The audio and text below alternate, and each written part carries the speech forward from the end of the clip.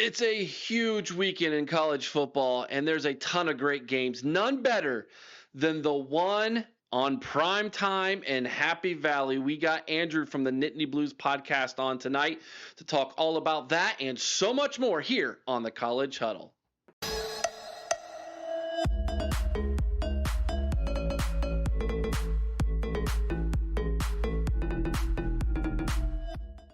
And joining me this evening here on the College Huddle is Andrew from the Nittany Blues podcast, my good friend from the College Huddle. Hello, Andrew. How's it going this evening?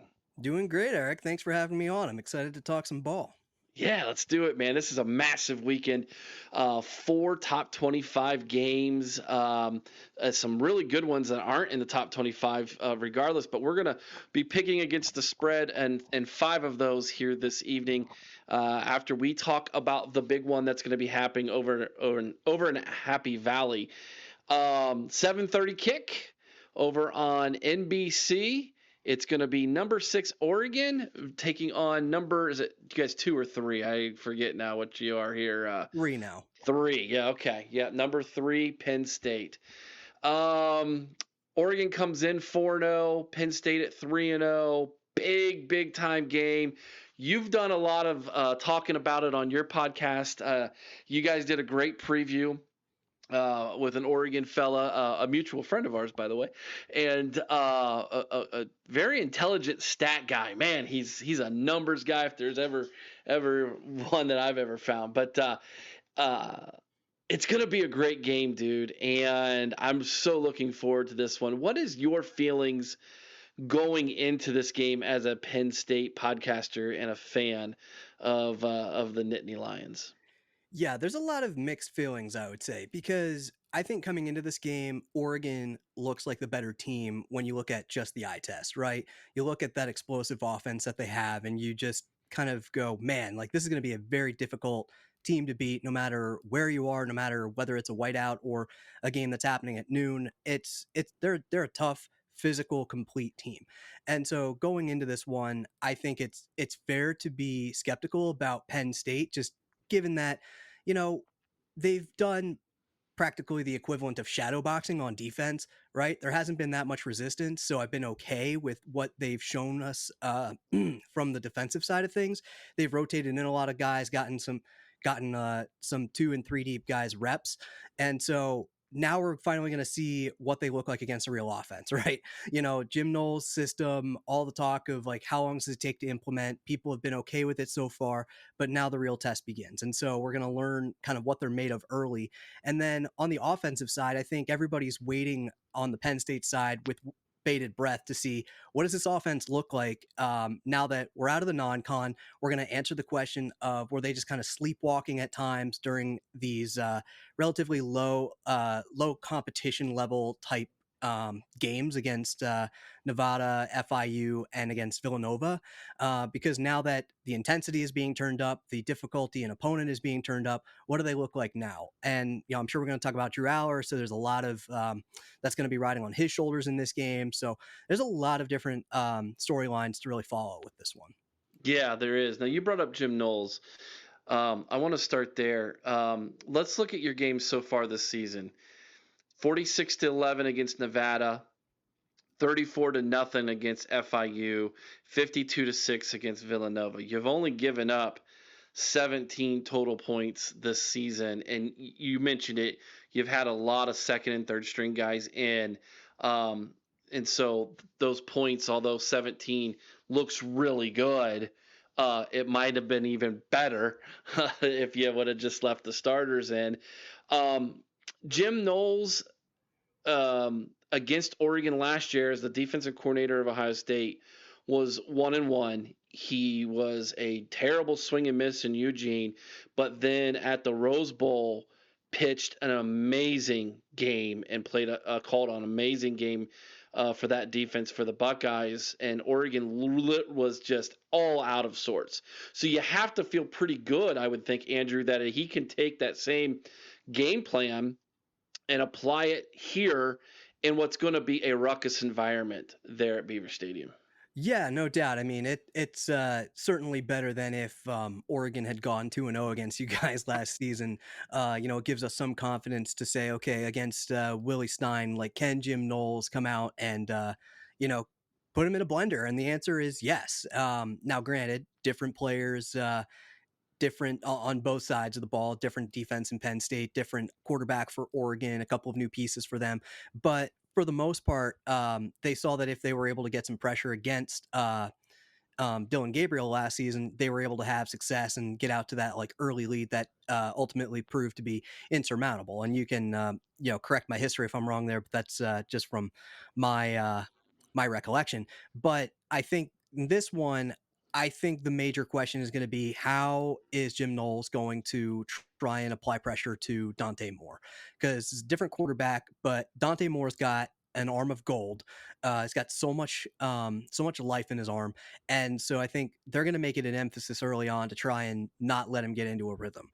And so there's been a lot made about like Jim Knowles' system. I mean, people who are smarter than me have pointed out like the simulated pressures with his scheme. So I think everybody's kind of waiting to see like what is this like when you have your best 11 guys out there and you have you know 4 full quarters that you have to prepare for. Like, what does this defense look like? But circling back, I think it does give us a little bit of confidence knowing that night game, whiteout in our house, and the crowd is going to be on our side. So at least those things are pointing. The needle is pointing in our direction as far as those factors are concerned. Yeah, absolutely, man. Let's talk about the offensive side of things now. Let's specifically talk about Drew Aller. So far this season, 57 completions on 88 attempts for 626 yards, 64.8 completion percentage, 4 touchdowns, 1 interception. He's been sacked 3 times. Um, Compare that to the rushing attack of Katron Allen and Nicholas Singleton, the probably one of, if not the best duo of running backs in college football going into the season. Right now, Katron Allen's averaging 8 yards a carry, which is just sick. Um, is Penn State, are they going to put this game on Drew Aller, or do you think they're going to lean heavy on the run? Yeah, I think they're going to lean pretty heavy on the run, especially early on. They found some success in the play action in some of these previous games later on in the game. And so I think they're going to try and establish the run pretty early here, mostly because where they've gotten in trouble in the past is they get off to a slow start, they get behind the sticks, and it's third and a million, and then they have their route tree, things don't work out, the quarterback has to scramble, and then they give the ball back to the opposing offense that's highly explosive, and then they're putting more points on the board. And so I think if they're able to extend these drives early on with the run, be physical up front, and not put too much pressure on Drew to start this game, I think that's going to be like what they're going to look to do. I think they're still going to look to get Drew into a bit of a rhythm with some of these easy passes, but whether or not that's the case for Penn State remains to be seen. That we've spoken about that as fans in the past, and that hasn't panned out. And so, if I'm looking at this and I'm looking at what, like you said, especially what Katron Allen is able to do right now, and just the heater that he's on, like why not rely on that? Yeah. If this game gets to the point where you have to rely on Drew Aller's arm, are you confident? Somewhat. That's the $1 million question, right? Drew has been put in a couple of situations during his career where Penn State has to throw. The Oregon game was one of them. There were some times in that game against Notre Dame where he had to make some passes as well. And there are a lot of times where you look at what he's able to do with his arm and you're like, wow, like that's the guy that has NFL scouts excited. Like that's the kind of big time throw that like a guy with a big arm with good accuracy makes. And then there's other moments where you are just like, what is he doing? And he's throwing interceptions to his check down. And so it's a real roller coaster. And so I think if they have to rely on Drew, it's a real coin flip of kind of what the end result may be. I think that the conditions are favorable for him here because it's at home. because he's had moments like at Ohio State a couple of years ago where he just never looked like he was comfortable, and so I you know like I think this is a legacy type game for Drew Aller with the opportunity that's in front of him. So in my fan heart, I'm hoping that this is like where it kind of all comes together, for lack of a better description. Let's talk a little bit about James Franklin. So I looked up the numbers this evening, and this isn't me trying to be, fanboy against James Franklin or anything, but he's 4-20 at Penn State against top 10 teams. That's a 16.7% winning percentage. There's obviously this national narrative he can't win the big game. Looking at the playoffs last year, he had the first round home win against SMU. He does have the win against number 8 ranked Boise State in the second round, and then the 27-24 loss to number 2 Notre Dame in the semis. That's just recent history. He's struggled against Ohio State, like you mentioned. He's struggled against the better Michigan teams as well. And then, the Oregon game last year as well. If this team is going to get over the hump, does he have to win this game in your mind? Or can he still lose this one and it's take a deep breath, everything is still in front of us? You know your fan base better than me. How's it going to go? Yeah. So even before this season, I'll kind of prep this answer by saying there was a healthy number of people who probably held the opinion that Penn State can and maybe should move on from James Franklin. Going into this game, just to kind of reframe the question a little bit of, is this a must win? Because that's kind of the big question that a lot of outlets are kind of discussing this as. I think it is. And the reason why I think it is because of the short and long term implications for the program. Because even when you look at this season, if they were to lose this game, technically speaking, everything is pretty much still in front of them. It's 100%. if you win the rest of your games, especially if they were to pull off a bit of a shocker and beat Ohio State in the shoe, Mm-hmm. you're still putting yourself in a position to compete for the Big Ten, probably get into the college football playoff, and then anything can happen from there. I mean, I think you guys are the perfect example of that. But if you were to lose this game, I think that shrinks the margin for error so much and puts a ton of pressure on other games like the Ohio State game, but also their home matchup against Indiana that looks incredible right now.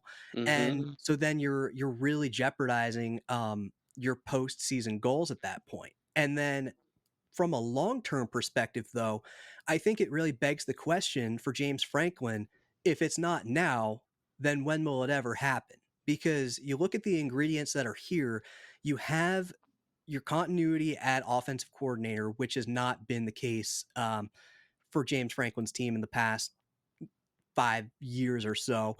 But you have your second year with Andy Kotelnicki. You have Jim Knowles that you paid a bunch of money to come in and be the architect of a championship caliber defense. You have a team that you spent a lot of time and presumably a lot of money to keep together with a lot of key pieces in there. Even though Drew Aller is polarizing, like there's a lot of money behind the kid.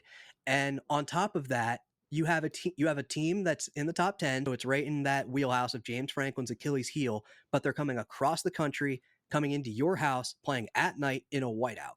So this is about as prime of an opportunity to get a notch in the win department than I can remember in recent history. So if you don't make it happen now, I think that those conversations of, is it time to move on, they're going to heat up pretty quickly. And so, and things change very quickly in college football, right? Yeah. Like you lose a game, and I mean, I even remember after Ohio State lost to Michigan, I was watching like your guys post game reactions, and it was like the sky was falling, and that's just fandom. And then things change quickly. But with Penn State and James Franklin, however, like the history just doesn't like support that kind of turnaround happening in that Yeah. same manner. That's, I Yeah. think, the best way that I would package that.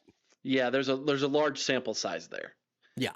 And you bring up a very good point, and it's one that I've made on my program as well. Is if James Franklin, if it's not now, then when? Yeah. He has the perfect roster coming back. You go back and you look at the last two national championship teams, starting with Michigan in 2023, Ohio State in 2024. And then you looked at going into the season, there were two rosters everybody was pointing to for the most returning talent, and that was Clemson and Penn State. Well, so far, Penn State, all is good. Clemson has completely fallen apart. Um, and so it that theory, or that I guess you could say, last couple years of that success of teams getting a upper echelon senior laden program to all buy in and come back, and a lot of those guys on your roster could have turned pro if they wanted to, but thanks to NIL and other things and chasing the ring, they decided to come back one season. All of that's there, and this is the first time this season where that's going to be really tested.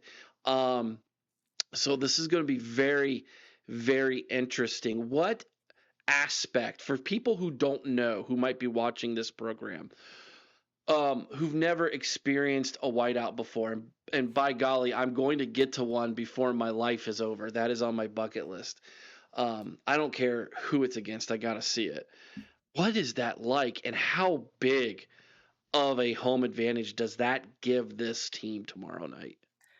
Yeah, I mean, it's truly a unique experience. I mean, it's not completely in dissimilar to other very loud stadiums and like very big moments, big games and stuff like that, but it's very shocking like when you come out of the gate and you're going to your seat and it's just literally like a sea of white that then fades into the darkness up, in the upper stands of the stadium.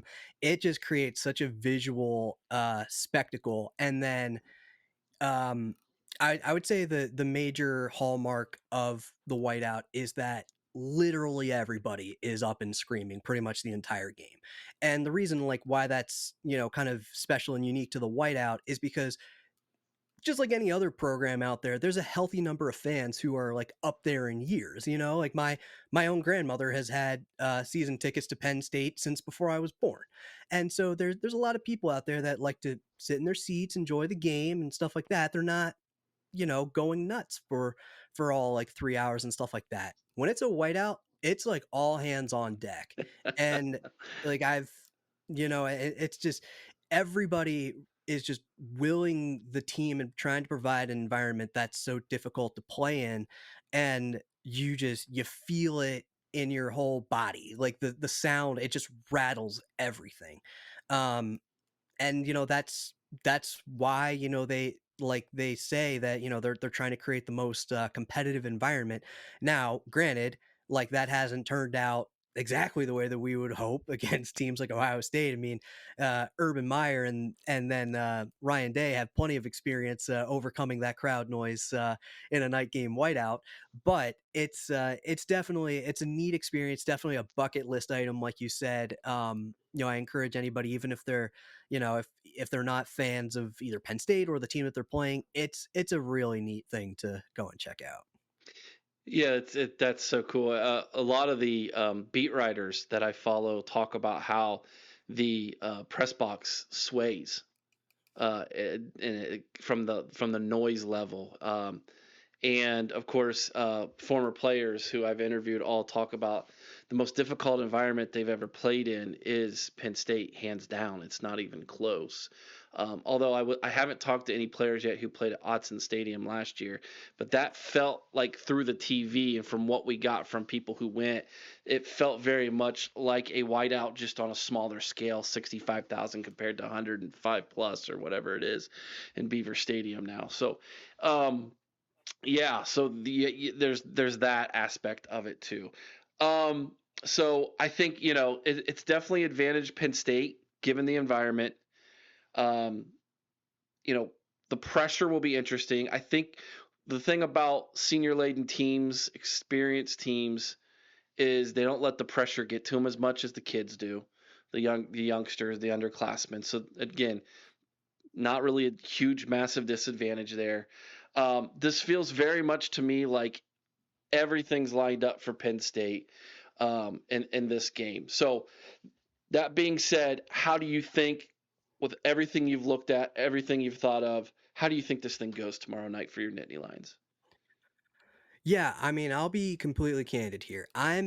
My level of concern outweighs my level of optimism for the factors that go in Penn State's favor. And if we had my co-host on here, he'd tell you a slightly different answer. But the way that I kind of see this one going right now, just based on how these two teams have looked so far, and based on just kind of the history of Penn State under James Franklin, I actually do have Oregon winning this one 27-24. Wow. And yep. And Okay. and the reason for it is just because you know, I've seen these situations come and go for Penn State and James Franklin, and they haven't turned out obviously the way that we've wanted them to.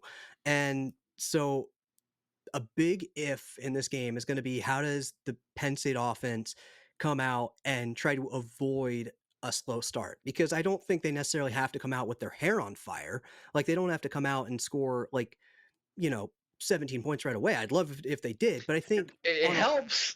it certainly does. But the Yeah. thing that has like sunk them in some of these bigger matchups is that they're unable to do anything for a little while. You know, they're spinning their wheels, they're giving the ball back to such an explosive offense, and then they're down in like a 14 to nothing hole early. So that's what I think they need to avoid. But right now, Penn State's offense just doesn't show enough cohesion to me for me to confidently say that they're going to avoid it right now. Now, all that being said, with the intensity level turning up and presumably the offensive line kind of getting a little bit more of an edge to them, that I believe can have cascading effects for not only the passing game, but obviously the running game as well. And so we could be having a completely different conversation. And so the way that I'll kind of cap this off is, I think if there's a couple of key things that go in Penn State's way, I think they can come out on top in this one. And my co-host actually has them winning 22 to 20. Close game. Mhm. Okay. All right. Great. This was a lot of fun. So now it's time to do the thing that obviously all the past guests. Well, I'll just put it to you this way: we've done this 5 times. 3 of the guests have beaten me, so it's my track record's not very good right now. But hey, I'll just keep taking swings at it, right? We're gonna pick against the spread, and I need to try to get uh, the graphic up. So give me 1 second to do that. I forgot to upload that. This is total professionalism at its finest right here, everybody. But anyways, while I get that prepped for all of us, um, let's talk about the fact that this game is on prime time. And if I'm not mistaken, Andrew, yes, okay, I did. I got it up. All right. Penn State has yeah, they're an advantage at 3.5 points. Vegas gave them 3.5 in this game, so you're gonna take the under there, and basically take the points and go with Oregon. Um, I'm gonna agree with you. So I feel like such a bad Penn State fan. I really wish I had Vince with me right now, because he'd be chewing me out. But yep, that's where I'm at. okay. No, I'm thank you for your honesty. So how this is going to go, the way this game goes is we pick against the spread, and if we agree on the first 4, then I will obviously pick the opposite of you on the 5th, and to make it fun. That did come back to burn me one time, but that's all right. It's all good. Okay, so we're both taking Oregon in this one. Let's start back up to at the top now and go with the 12 o'clock kick on Fox, the big noon kickoff between number 21 USC, 4-0 on the season, at 23 Illinois, 3-1 on the season. And this looked like to me like it was going to be a Illinois game. until last week happened and they got blitzkrieged in Bloomington and embarrassed.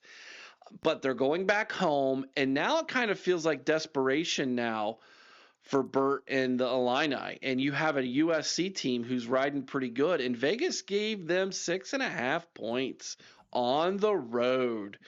You picked first in the last one there. I'll pick first this time. 6.5 feels like a lot on the road, but I don't know if Illinois can bounce back. I'm going to take the over here. Give me the Trojans. I think they win by a touchdown or more in this game. 6.5 it feels about right where it should be.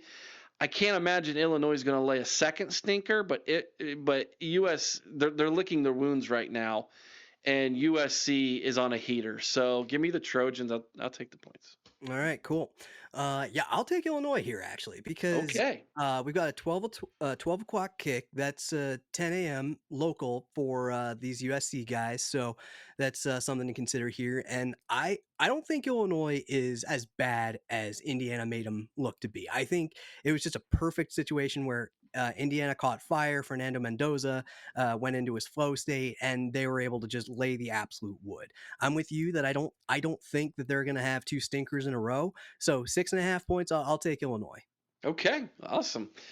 3:30 ABC. Let's head down to the SEC. Number 4 LSU at 4-0 travels to the SIP, taking on number 13 Ole Miss 4-0. 3:30 kick. Ole Miss given 1.5 here at home. Andrew, you get to go first here, buddy. Oh man, this is a tough one.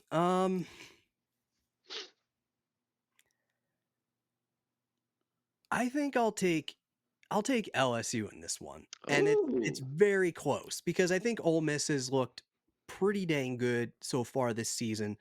But do I think that Ole Miss beats them by even a field goal? Probably not. I think they beat them by like 1 point, which is kind of what's dictating my decision here. But my confidence here is not tremendous. Like I feel way better about Illinois than I do about LSU, because I think LSU's whole strength of schedule argument has gone down the tubes with what yes. Clemson has been doing. So they still kind of need to reestablish the no, we're for real type of argument. So we'll see. I mean, LSU also, just Brian Kelly in general tends to find ways to lose games like this. So we'll see. But I could see Ole Miss winning 26 or 27-26, something like that. You're making my argument for me, which is why I'm going Ole Miss. Lane Kiffin to me at home against Brian Kelly, who I think Brian Kelly is the most overrated coach in college football. I stand by that argument. I think he's just, I think he's milk toast. I think he's vanilla ice cream. I think the guy thinks he's much better than what he is. And I think Lane Kiffin will have something for him there. And yeah, I think you're right. That 1.5, that little hook there kind of makes you say, what if Ole Miss does win by only 1 point? But I think Lane Kiffin's going to have a little bit more in him than that. And I like the fact that this is in the state of Mississippi. Yep. Plus, on top of that, I'm with you, dude. I think LSU right now at number 4 in the country is kind of fool's gold. Hmm. The whole Clemson thing really threw that out of the water now, and then they looked putrid against Florida, who we know is not a very good football team at all. So yeah, give me Ole Miss. All right, 3:30 kick on CBS. Back to the Big Ten. Number 1 Ohio State at 3-0 at undefeated Washington 3-0. Washington was just on the outside of the top 25 looking in the AP poll this week. Obviously, if they can win against the Buckeyes on Saturday, they will definitely be in the top 25 next week. Washington has a 22 home game win streak right now. In what is considered one of the better home field and stadiums and environments in college football. Ohio State getting 9.5 points. This started off at like 12.5. It's down to 9.5 last I looked. I get to go first on this one. I think Ohio State covers. I think it'll be a close game at first, but I like Ohio State in the second half, pulling away And I really like Ohio State's defense in this type of environment. Washington has been in shootouts for the most part against teams that they have no reason being in shootouts with. Colorado State, last week, Washington State against the Cougars, who they outmanned like immensely. Like why is the Cougars in this game late in the third quarter? Turnovers had a part to do with that. So I look at this football game and I think if Ohio State just plays the defense that they've played all season long, the defense that they played against Texas, the defense that we saw against Grambling and Ohio, then there's no reason to think Washington's somehow going to score 30, 40 points in this football game. And defensively, the Huskies are pretty much Swiss cheese this year. Advantage Ohio State there. I think Ohio State pulls away, wins this thing by a couple scores. So I'll take the over with the Buckeyes. Yeah, I'll do the same here. I like Ohio State by 10 or more points, and I think that they got kind of their mental refresher against Grambling State and against Ohio after a supercharged Week 1 matchup. So I think they'll come out in this one. We're into conference play. They're in my opinion, clearly the best team in college football, and I think that they win this one pretty comfortably. All right. Also on the nightcap, now this could be really interesting to me. I think Oregon Penn State does a much bigger number than Alabama Georgia does. I just have that feeling it will. Usually, the Big Ten is going to produce a better number. But these two games are going up head to head against each other. 7:30 kick on ABC. Number 17 Alabama 2-1 on the season at number 5 Georgia 3-0. This is a massive game for Caleb DeBoer. If he drops this one, he is in danger of possibly losing another game and being on the outside looking in at the college football playoff for a second straight year. And then he's firmly on the hot seat, ladies and gentlemen, already down in Tuscaloosa, Alabama. That fan base is not going to put up with missing the playoffs 2 years in a row after being spoiled rotten by one of the greatest coaches in college football history, and Nick Satan, as I like to call him, or Nick Saban to all of you.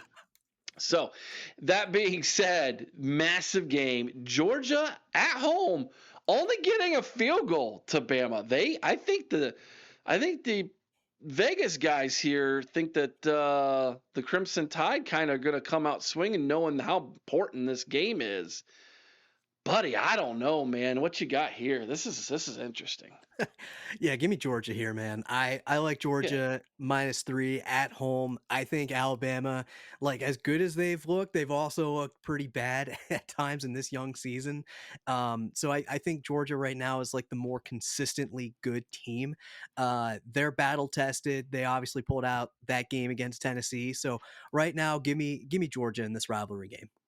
Beautiful. There you have it. I'm going with the dogs as well. I don't like Georgia, but as much as I don't like Georgia, I hate Alabama even more as a Buckeye fan. So there's that hate watching going on there, and I just give me every ounce of that fan base doing podcast after podcast, show after show on Caleb DeBoer for the next week. Yeah, I've Paul Feinbaum trying to do that show, please. That's must see TV right there. A lot of fun, Andrew. Tell everybody about the Nittany Blues podcast and where they can find you. Yeah, absolutely. So you can find us on Spotify, Apple Podcasts, or wherever you listen to podcasts. We have our own website, nittnyblues.com. You can listen to all of our previous episodes there. You can follow us on all forms of social media at Nittany Blues Podcast or Nittany Blues Pod. And we're also part of the College Huddle at thecollegehuddle.com. That's right. Head on over to thecollegehuddle.com, scroll the Big Ten down to Penn State. There you'll find them with all their links to all their social media. If you're a Penn State fan, we appreciate you jumping in on this video. Please give us a thumbs up, like the video. Let us know what you think about what we think down in the comment section below. Please consider subscribing to the channel as we continue to grow this community over here at the College Huddle. 86 podcasts from coast to coast. Just got Ball State joined. The Ball State of the Union podcast. Great name for a podcast. Ball State of the Union. Our 4th MAC school that we've gotten to join. And so we're going to continue to grow this thing. And it's a lot of fun, and we want to grow this community as well right here on YouTube. So please consider being a part of that. Andrew, enjoy the game tomorrow, man. We're all watching, brother. Thank you. Yeah, it's going to be a great time. I got to find a way to spend the day tomorrow to both settle my nerves and also just pass the time. Now, usually at this, I usually ask what do Penn State fans say, or the chant they do, or what kind of symbol they have. I already know this one, so we'll end the show here, Andrew. We are Penn State.